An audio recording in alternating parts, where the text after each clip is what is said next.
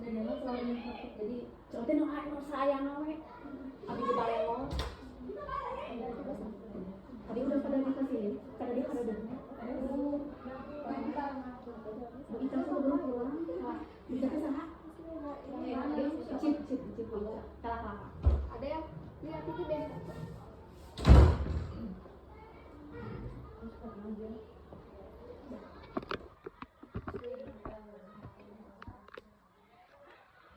damai. Selamat pagi Ibu, perkenalkan nama saya Misalia Putri, saya dari Ibu Siliwangi, pendidikan guru sekolah dasar. Maaf Ibu sebelumnya mengganggu waktu Ibu. Di sini saya akan mewawancarai Ibu tentang kurikulum merdeka dan isu-isu kapasitas seleksi yang harus kami Ibu.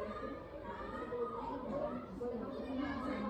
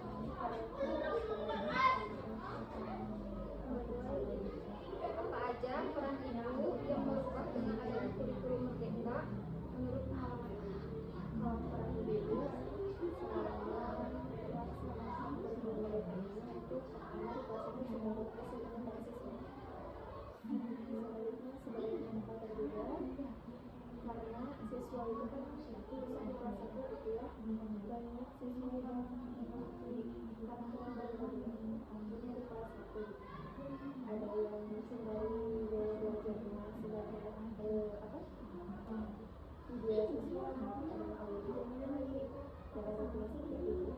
Kita sebagai guru diperankan untuk menjadi fasilitator tidak hanya pada satu siswa saja. Jadi misalnya siswa ini gaya belajarnya sebagai kinestetik, kita harus bisa memberikan pembelajaran sesuai dengan gaya belajar. Bagaimana kurikulum merdeka memfasilitasi pencapaian profil pelajar Pancasila dalam pembelajaran sehari-hari? Seperti dengan menyediakan sumber dayanya, ada bentuk lainnya, contohnya seperti memberikan sangat menginspirasi siswa agar belajar tidak hanya di kelas saja, bisa juga di luar. Apa tantangan utama yang dihadapi saat mengimplementasikan kurikulum merdeka dan bagaimana cara mengatasinya? Kalau tantangan ini sebelumnya kurikulumnya seperti itu, kelas itu siswa belajarnya satu jam pelajaran itu semua pelajaran digabungkan. Kalau sekarang kurikulum merdeka itu kembali lagi ke start jadi satu pelajaran saja. Mungkin lebih ke kesiapan kita, terus kompetensi gurunya, merancang pembelajaran materinya juga. Bagaimana pengalaman Ibu dalam mengelola dan menerapkan kurikulum merdeka di kelas? Melihat proses mendiagnosa dulu, kemudian mengetahui gaya dan minat belajar siswa. Setelah kita tahu minat dan gaya belajar siswa, kita memberikan asesmen formatif dan juga sumatif untuk melihat tingkat perubahan siswa akan meningkatkan itu. Di gurunya, virtual ini di gurunya yang asalnya kan kalau di guru itu ada penilaian spesifik. Kalau sekarang selama corona itu belajarnya di PNS, ada platform media kadang-kadang aja. Ke topik yang berikutnya, kurikulum merdeka revisi. Pertama, apa perbedaan signifikan yang Ibu guru rasakan antara kurikulum merdeka dan kurikulum merdeka revisi? Kalau ada perubahan, cuma mungkin lebih ke lingkungan saja yang sebelumnya cuma capaian pembelajaran saja, ini tambah dengan AKP. Bagaimana revisi kurikulum ini mempengaruhi proses perencanaan dan pelaksanaan pembelajaran? Bagaimana revisi kurikulum ini mempengaruhi proses perencanaan dan pelaksanaan pembelajaran? Lebih ke adaptasinya ini pada berbagai aspek seperti dari pemahaman sampai ke praktek. Bagaimana Ibu menyesuaikan penggunaan asesmen autentik pada kurikulum UTBK revisi? Untuk ini mengidentifikasi kebutuhan potensi siswa, misalnya pada pemberian umpan balik untuk siswa umpan balik. Apa dukungan pelatihan atau sumber daya Ibu terima untuk memahami revisi kurikulum ini? Dari buku paket, terus dari buku juga, yang sekarang banyak itu di internet. Terus ada dari segi kurikulum mahasiswa, terus ada dari dalam opini Ibu, apakah kurikulum Merdeka Revisi membuat pembelajaran lebih efektif dan inklusif? Kenapa? Karena yang asalnya kan kalau kurikulum Merdeka itu siswa setiap pembelajaran itu pasti bahannya bercabang gitu ya, karena semua pelajaran disatukan.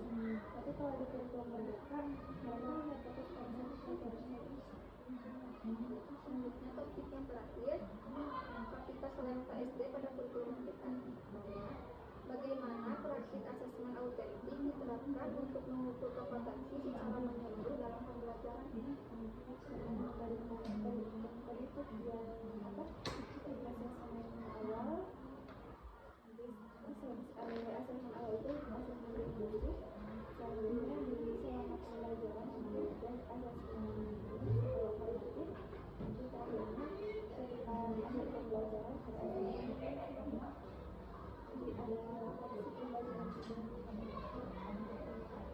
Bagaimana pelaksanaan protokol pelajar Pancasila tercermin alam karakter dan sikap peserta didik? Bagaimana pelaksanaan protokol pelajar Pancasila tercermin dalam karakter dan sikap peserta didik? Lebih kreatif dari segi kreativitasnya. Untuk menerima asalnya kita belajar di luar saja, tidak mengeksplorasi keluar. Sekarang lebih keluar, yang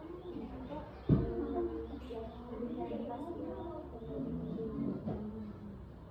sejauh mana dilatasi belajar mendukung proses pembelajaran di kelas 1. Digitalisasi itu sangat penting ya.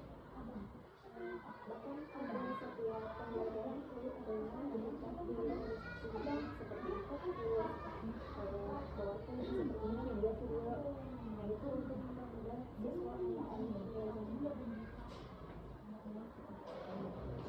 Apa isi hambatan yang muncul dalam penerapan isu praktika selekta di sekolah dan mengembangkan inovasi?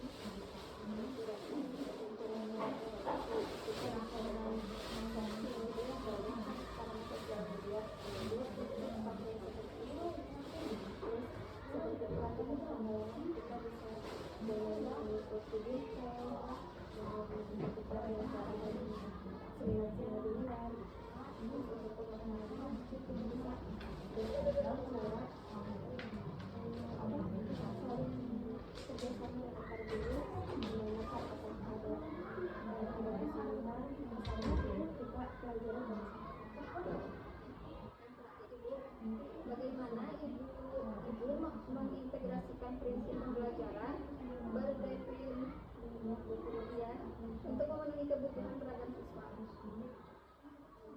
Itu organisasi ya. Kalau itu kan awalnya siswa itu yang tadi yang banyak karakternya, terus bagaimana kita harus bisa memberikan materi pembelajaran dan juga metode pembelajaran yang sesuai. Terima kasih banyak Ibu atas waktunya, informasinya sangat bermanfaat dan membantu saya dalam memahami serta menyelesaikan tugas saya.